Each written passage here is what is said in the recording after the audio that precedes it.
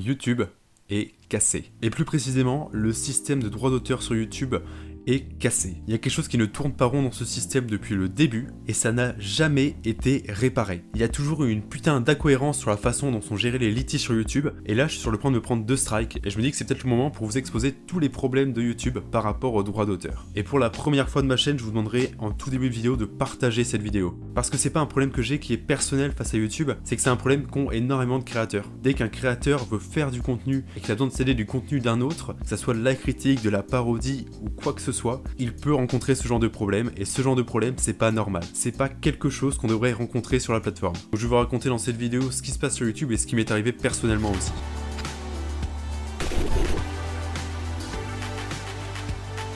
Bon, et cette vidéo est clairement faite à chaud et clairement ça va décaler le rythme de mes vidéos, mais il faut en parler. Il faut en parler publiquement, il faut réellement que des gens comprennent que ce système n'est pas normal.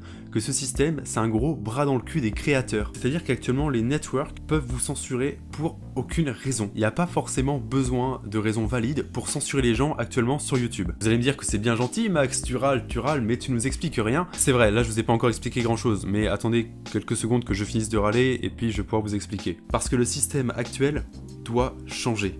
Alors imaginons qu'un youtubeur critique, moi par exemple, Max est là, je veuille faire une vidéo sur un youtubeur qui fait des tops et des vidéos réactions. Sachant que ces vidéos réactions c'est clairement du vol de contenu et que c'est pas autorisé par YouTube. Je sais même pas comment sa chaîne existe encore. Ah oui c'est vrai, l'abus du système, mais on y reviendra plus tard. Enfin bon, je veux faire une vidéo sur ce youtubeur dont on gardera l'anonymat et que j'appellerai par conséquent Tête de Fion. Donc je réfléchis à mon sujet concernant Tête de Fion, je me dis que je vais parler du fait qu'il vende de la contrefaçon et je vais m'étendre là-dessus pour la vidéo. Donc je suis chez moi, j'enregistre ma vidéo, je fais mon montage et je publie la vidéo la semaine suivante. Dans ma vidéo, j'aborde le problème des contrefaçons. Pourquoi est-ce qu'il faut pas en vendre? Pourquoi est-ce que c'est mal? Légalement, qu'est-ce que ça donne? Et je critique Tête de Fion par rapport à ça. Donc ma critique est argumentée, ma critique est une utilisation transformative du contenu de Tête de Fion. Par conséquent, j'ai le droit de le faire. C'est autorisé par la loi et par le règlement de YouTube. Je vais pas vous faire un speech sur la loi et le règlement de YouTube. Je vous mettrai des liens en description concernant ça. C'est pas le sujet de cette vidéo-là. Enfin bon, je sors ma vidéo. Malheureusement, dans ma vidéo, j'utilise des tout petits extraits des vidéos de Tête de Fion. Le truc, c'est que ces extraits-là sont là pour donner du contexte à ma vidéo, permettre de parodier et faire certaines blagues. Donc en aucun cas il s'agit d'un vol de vidéo. À aucun moment je ne réupload sa vidéo en entier. Et pour la plupart des youtubeurs, c'est pas un problème que j'utilise de courts extraits de leurs vidéos. C'est quelque chose que légalement on a le droit de faire tant que l'utilisation est transformative. Mais Tête de Fion est un peu un connard sur les bords, alors Tête de Fion décide de demander à son network de faire supprimer ma vidéo, en sachant que je suis dans mon droit. Donc le network de Tête de Fion, étant aussi un connard, m'envoie un mail me disant que dans ma vidéo j'ai du contenu qui ne m'appartient pas. Ce qui est vrai, mais j'ai la permission d'utiliser ce contenu d'après la loi et d'après le règlement de YouTube. Ce qui se passe ensuite, c'est que moi, je proteste, je ne suis pas d'accord par rapport à ça,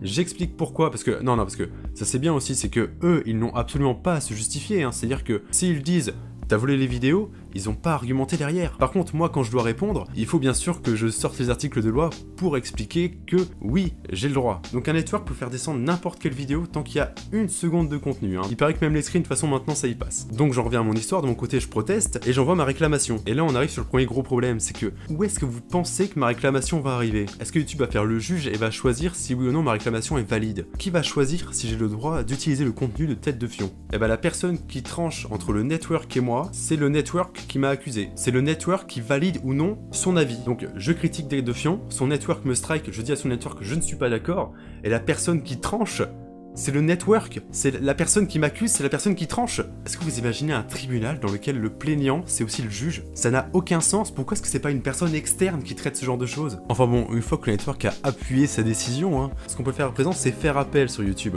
On peut à nouveau contester la décision du network. C'est-à-dire qu'on renvoie un message, on réargumente pour expliquer que je pense qu'en toute bonne foi, les extraits sont courts et que blablabla par rapport à la loi, j'ai droit. Et la personne qui va juger si oui ou non vous êtes en droit d'utiliser les extraits de Tête de Fion, c'est le network de Tête de Fion, encore une fois. À partir de là, on peut plus rien faire en tant que créateur. Et ce qu'il faut savoir aussi, c'est que j'ai eu l'occasion de parler avec Melberries, parce que c'est eux qui ont fait supprimer mes premières vidéos sur Quez, et en privé, je leur ai demandé pourquoi est-ce que vous faites supprimer mes vidéos. Je leur ai recité les articles de loi, je leur ai dit voilà pourquoi je pense que j'ai raison, qu'est-ce que vous avez à répondre à ça? Et ils se sont contentés de me faire comprendre qu'ils le faisaient parce qu'ils avaient le droit. Ils ont juste dit on le fait parce qu'on a le droit. Et c'est aberrant de voir des networks qui abusent du système. YouTube regarde les choses se faire, regarde les networks abuser et pourrir la plateforme et n'agit en rien. Et franchement, ce système est complètement inégalitaire. C'est-à-dire que les networks ont tout le pouvoir sur la plateforme. Et vous pensez que c'est tout? Et vous pensez que c'est le seul problème? Parce que peut-être qu'un network contre un network, ça pourrait fonctionner. Genre par exemple, je suis chez BBTV. Peut-être qu'ils pourraient faire quelque chose contre ces strikes. Et bah non, pas du tout. Ils en ont peur. Je leur ai demandé qu'est-ce que je fais.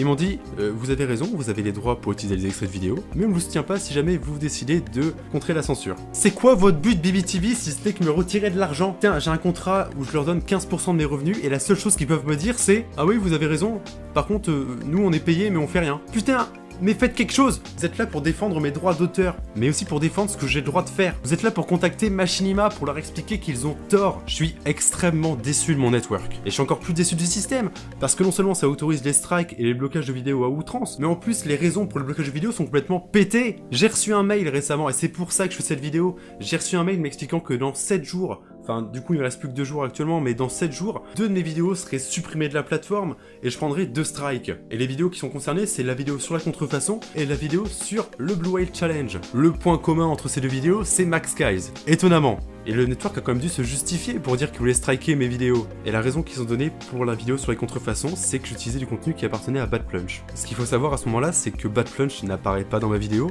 je ne prononce pas son pseudo, et il n'y a pas d'extrait de vidéo appartenant à Bad Plunge. En plus, j'ai contacté Bad Plunge sur Twitter pour quand même savoir si c'était lui pour mettre les choses au clair, et il m'a assuré que j'avais le droit d'utiliser ses vidéos. Alors Machinima utilise des faux prétextes pour striker les vidéos, parce que là on est plus sur du blocage, on est sur du strike. YouTube ne vérifie pas. Sur ma vidéo pour le Blue Whale Challenge, ils ont dit que j'avais utilisé du contenu appartenant à Blue Whale Challenge. Ça n'existe pas, cette personne ou cette compagnie n'existe pas. C'est-à-dire qu'à présent, je suis obligé de courber le dos face à la censure pour ne pas me prendre 2 strikes d'un coup. Et je suis en train de courber le dos à des gens qui remplissent les formulaires avec des pieds. Je trouve ça aberrant qu'il n'y ait pas plus de choses qui soient dites à ce propos-là. Surtout qu'actuellement, j'ai plus que 2 options. La première option, ça consiste à laisser la vidéo en ligne et dans 2 jours elle sera supprimée et j'aurai un strike. Ou alors, je courbe le dos face à la censure. Parce que la question, c'est pas est-ce que j'ai raison, c'est est-ce que j'ai assez d'argent pour avoir raison.